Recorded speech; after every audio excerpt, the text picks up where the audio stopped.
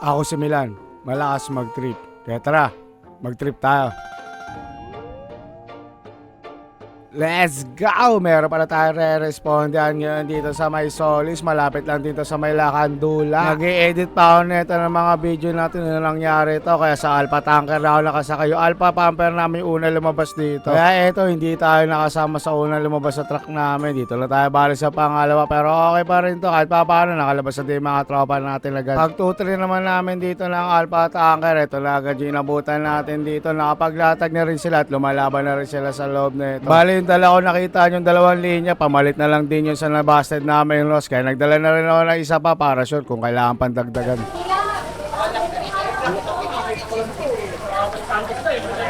Kayo ba nandito? Opo. Ano brigada? Alpha po. Ulit din ako makapasok ha? Sige po, sir. Ha? Sir. Isang kwarto lang talaga? Oo, tirahin dito. Tirahin mo namin kung ano. Sabi. Alpha po. G, Alpha lang ba nandito? Oo. Alpha lang po. Sterling! Diyan ka lang sir, pwede. Diyan ka. Patayin nga kaya yung dala. Bantayan mo ha, bantayan mo.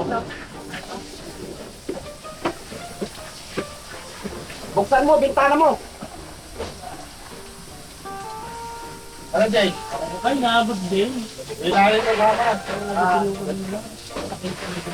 Hindi naisipan mo buksan ulit. Hindi ko ba dati tayo dapat eh. Hindi kinawag ko sila, tinawagan lang po ako sa messenger eh. Hindi pag naman may tulong, nagsimula eh. Bantayan naman yung bawa. Nakuha ka na. Bale, itong kwarto na lang binababara ng mga tropa natin dito. Ito yung pinaka-inabot talaga rito. Makikita nyo, binababara na maigi to para safe na rin itong lugar na to. Halos kontrolado na rin to nung dumating kami mga second batch na lumabas sa grupo namin. Okay na rin to halos talaga. Kaya kung napansin nyo, bago pumasok tropa natin dito sa loob ng bahay, tinanong din muna siya dito ng PFP kung anong grupo yung nasa loob. Para kung sakali may papasok na ibang tropa, hindi na nila papatuloy. Bale, alpa na lang muna yung pinapapasok nila sa side na to para magkaroon ng crowd control sa loob ng parking para malesen na din yung sikip at konting gulo sa loob nito. Kaya halos makikita nyo lang tao na lumalaban dito is yung BFP lang sa aking grupo namin dahil di na sila nagpapasok dito nung una. At dahil sa hindi pa kabisado ni Kobe yung helmet natin dito, hindi rin alam na ito kung paano bubuksan yung maliit natin flashlight dito sa helmet. Kaya nagtanong siya kay Aldrin kung paano bubuksan dito ang helmet. Eh ano kasi dinidiinan pa to. Dito kagaya ng ibang maliliit na flashlight na pipindutin lang.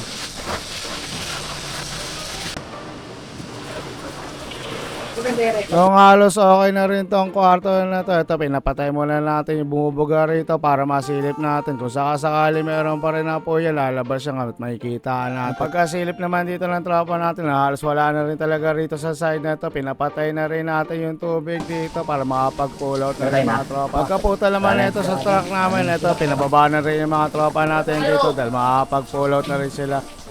Okay na yan, hindi na yun. Wala na G, patay na G.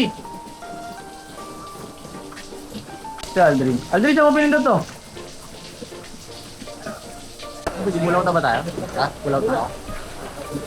Let's go, tamang shoutout na muna tayo. Pag shoutout natin ito mga malalakas din shoutout sa Bataan Defender Fire and Rescue Volunteer. Shoutout din kay Richard Mark Paterno, lagi nagsisend sa atin to ng star mga bisa ka talaga lo. Shoutout din sa Kakag Fire Volunteer Copy Citizen Action Group from Roas City Copies. Ang layo na lang inaabot ng video natin dyan Lodi. Shoutout din sa Kuya Cap NL Pumper. Shoutout sa inyo, lagi kayo mag-iingat mga Lodi. Ito na, pagputol namin ng mga linya rito ng mga supply. Waitin na lang din tayo rito na mag-atrasan para makauwi na rin kami. Itong araw na to, sobrang pagod talaga ng mga tropang bombero natin dito. Isipin nyo, nakailang takbong sunog to mga to. Galing pang Bacorto nung kinagabi. Tapos nung araw na to, halos 4 din yung mga na-responda ng mga tropa natin. Kaya lagi tayo mag-iingat mga lord. Big tango sa nagbigay ng supply sa amin dito sa Manila District, Baluarte, sa Nazaret. Maraming salamat sa inyo mga lord. Pagka home base naman namin, ito, nag-refill na rin kami ng mga tubig dito sa mga truck namin. Saka nag-aayos ng linya. Pagdating naman ng gabi, ito nagpapasigat na naman tong warehouse dito. May nasusunog na naman ng mga basura. Kaya ito, tama labas na naman yung mga truck natin dito, pati mga ibang tropa natin. Big thank you sa lahat ng respondent sa lugar na to. Pasensya na sa mga abala, mga lodi. Maraming salamat sa inyo. Bali na pagtripan na naman natin 5 minuto ng buhay niyo sa panonood ng vlog ko. Maraming salamat sa mga suporta niyo, mga lodi, at sa lagi panonood sa akin. Bali dito ko na rin tatapusin na video na to. Lagi kong papaalala sa inyo na